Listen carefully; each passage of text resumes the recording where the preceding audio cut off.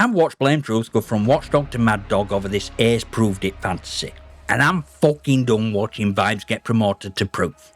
One side screaming evidence, other yelling manipulation, and not one bastard actually thinking. Every forum's a group therapy session with cool cams and tinfoil hats. I'm done. This is not about picking sides. This is about dragging truth out of a ditch by its ankles. Alright, you lot. Pause game, park your ego, and listen up. I don't care if you worship Ace, simp for BT, or spend your evening supercutting Nero's rants to sad piano music. This ain't your usual COD commentary wank. This is a firestorm, facts, fury, and a few career choices questioned. Cause I've had it with this rot. Rage is curdled, logic's fucked off, and today I'm dragging all SBMM circus into light. You wanted a reaction, you're getting a reckoning. So, what happens when gamers get angry and stay angry too long? They go from watchdogs to mad dogs, from truth seekers to comment section prophets. This is what I'm watching happen to BlameTruth. I've followed him for years, respected grind, watched him slice PR like a wet bog roll. But now, he's spiralling. Still sharp, still funny. Half the time he's aiming fire at Ghost. They changed some at him back end, I just know it. Based on what, mate? You gut? One bad session? A sweaty lobby at 2 in the morning don't mean devs installed a ruin Dave's night toggle. It might just mean it's 2025 and only people still queuing up in TDM at that hour are cracked caffeine goblins with wrist bracers and not to lose. And here's where real damage starts. Line between sceptic and conspiracist has gone up in smoke. I'm watching creators who used to be adults in room melt into paranoia gremlins cause one ping test hurt the feelings.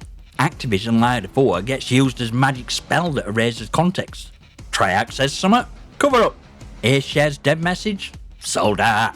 You get stomped, SBMM confirmed. You stomp, must be bots. That's not analysis, that's astrology with packet loss. So let's talk about Ace test, cause this thing's been passed around like holy relic. You kill 10 matches on your main, 10 on the fresh account. You see average ping go up. Suddenly Twitter's printing t-shirts like we cracked Da Vinci Code. It's not a test, it's vibes check with a stopwatch. You want proof? You do work. Run it properly. Simultaneous queues, multiple regions, time of day, performance metrics, server load, packet loss, matchmaking window, repeat till your spreadsheet's sweating, 10 matches not data, Sonic cosplay. And punchline, Ace said that. He literally caveated the whole thing. He didn't call it definitive, he didn't call it proof. But vultures saw what they wanted and turned interesting results need more testing into case closed, lads. Mob treats it like Rosetta Stone or SBMM. It's not proof. It's one observation from a limited setup. If your entire argument needs to pretend that's a smoking gun, your logic's already in ground. This is pattern now. Cherry pick parts that scream rigged, ignore bits that add doubt, then screech, I knew it, like a toddler catching Santa drunk in kitchen. If you're gonna call yourself voice of reason, then fucking act like it, cause this stopped being critical thinking a long time ago. It's a conspiracy subreddit with a controller. BT's big gripe this time is Treyarch's wording, majority of matches, similar to beta.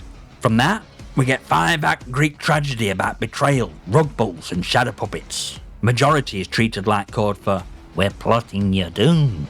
Similar apparently means, weird aliens in patch notes. Let me ask you this, since when did basic vocabulary become a conspiracy flag? They didn't say only open matchmaking, they didn't say it'd be identical to beta. They said majority and similar. You gambled that meant one specific thing in your head. It meant something else. That's not a lie. That's you making a bet on marketing fluff and losing. That don't make Treyarch saints. They speak fluent PR. They deserve scrutiny. But twisting every slippery word into gotcha into exposing plot, it's just confirming bias with a voiceover. And CharlieIntel. BT acts like Activision using them as a mouthpiece is deep state nonsense. Why didn't Activision say it themselves has been spun like we found Watergate tapes in Discord logs? Here's why. It's basic PR. You have a player base that don't trust Activision but does trust CharlieIntel. So what do? You push the message through a trusted outlet. That's not sinister, that's communications 101. It's the same reason your mate apologises to your girlfriend for you after you black out on her birthday. She's not hearing it from you. An Activision rep confirmed could be anyone. PR, CM, brand goblin. Don't meet matchmaking devil whispered patch secrets into their ear. If Activision wanted to lie, they'd do what they always do.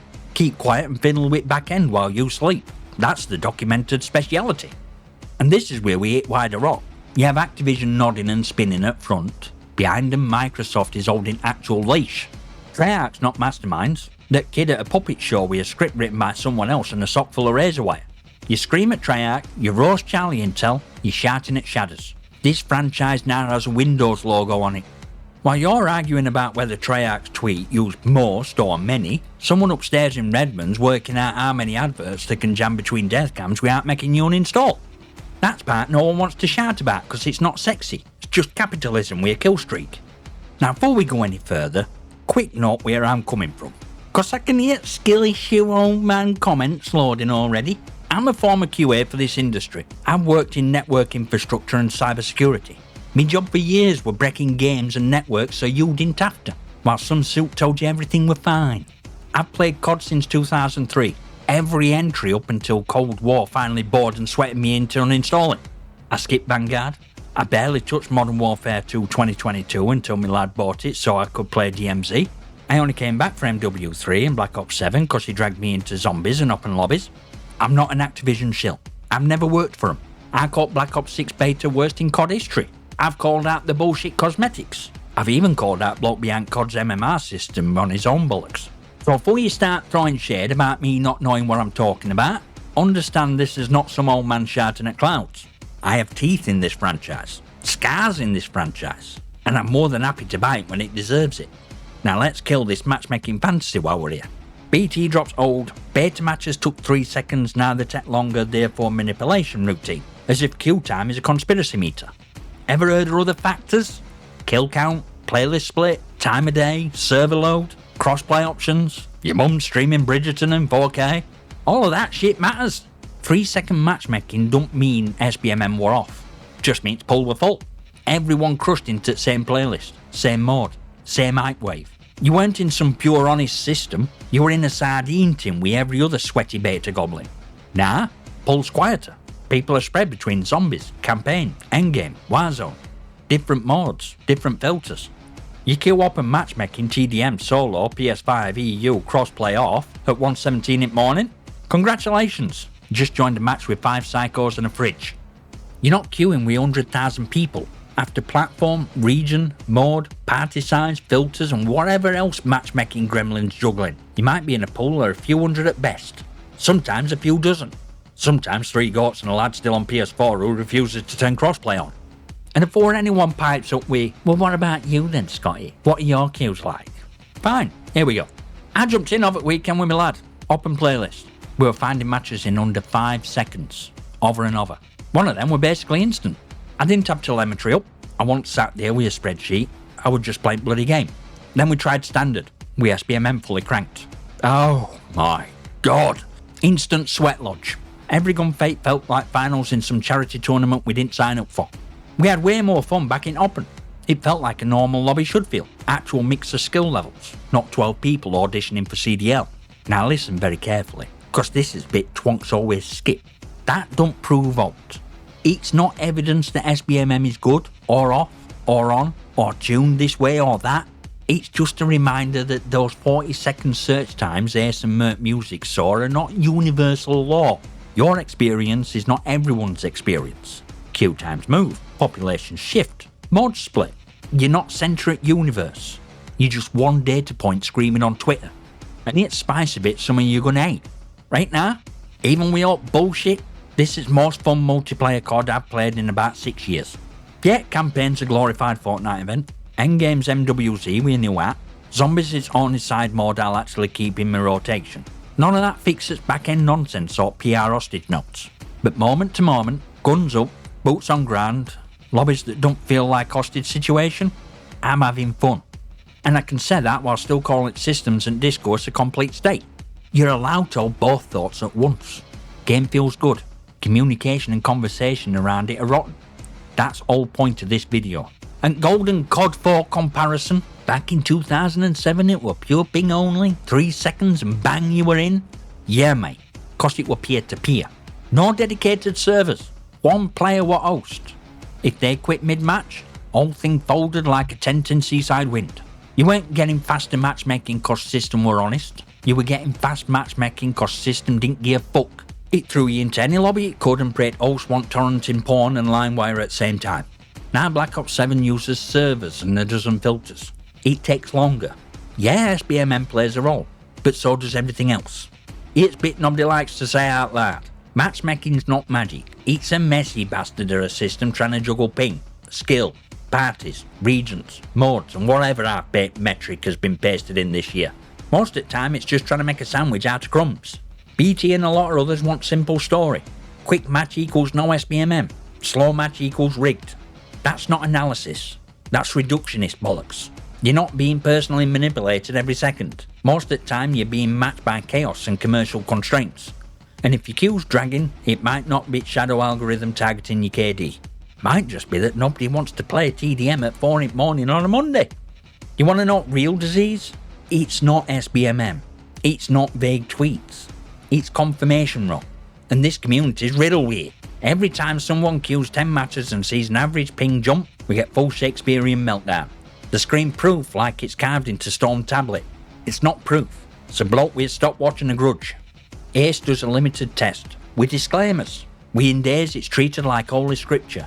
Nero quotes it like gospel. BT calls it vindication. Rick goes nuclear. And look, I rate these lads. They've done work. They've scars in franchise. But somewhere along the line, need to be rate mutated in need to believe. They built a brand on, we sought bullshit first. Now any scrap of data, no matter how flimsy, gets twisted into validation. It's like academic Hunger Games with packet loss and trauma bonding. You scream logic and truth, but let's have it straight. You're not running experiments. You're running crusades. You cherry pick every tweet that fits story. You treat dev silence as a confession. You turn every weird match into a rigged trial. Someone dares ask for nuance, you burn them at digital stake. This stopped being about discovery, it's about being raided at all costs. You mock defenders at game for being naive, then treat your own side's anecdotes like sacred texts. BT calls himself conspiracy realist. Mate, that's not a category. That's what you call yourself when you want endless suspicion with fuck all accountability.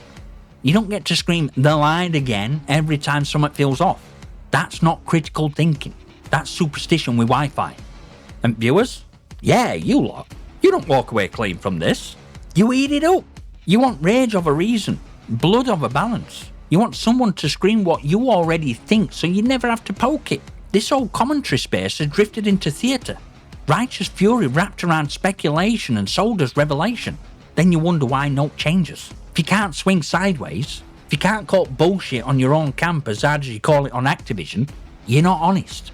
You're just loyal to Echo. And in this space, loyalty like that is just another word for brain rot. Let's stop messing about. Activision lied. Not once, not twice. They lied about SBMM for so long they should get a pension for it. For years they denied it existed while counting your stats like MI5. Now they whisper skill minimally considered like it's a favour. That's not transparency. That's hostage note written in PR font. BT's right about one thing. They are clever. They know how to spin a rug pull into a roadmap. But while you're roasting Treyarch and lighting up CharlieIntel like the frontline villains, you're ignoring Puppeteer. Microsoft owns Activision now. This ain't Bobby Kotick's solo clown act anymore. This is Satya Nadella's Empire of Silence. Activision runs PR circus. Microsoft owns Leash and Ledger. So when you rage about betrayal, aim higher. Back-end systems, language tweaks, engagement tricks. These aren't just Activision being cheeky. They're policy now. Corporate level decisions that drip feed into your lobbies. BT ends his rant sounding beaten, worn down. I get it. You scream about this franchise for years, you fake same fates, and you realise it's not listening. It's measuring. He's not wrong to feel betrayed. He's not wrong to be angry. But it's hard truth. You can't burn this down on emotion alone. Because while you're torching dev teams and writing rage threads, system adapts. It absorbs. Your protests become content. Your fury becomes fuel. Your boycott becomes a data point in next quarter's pivot. System don't fear you. It uses you. If you don't step back, breathe and start aiming with precision instead of pure passion, you're just another NPC in their engagement loop. You want to hurt beast? You start with your own standards. Next time someone screams proof, ask how many matches they ran, what they controlled and what they ruled out. If they can't answer, it's not proof, it's fanfiction with ping. You want to kill confirmation rot, you stop letting speculation become scripture. You stop treating every vibe that matches your anger as holy.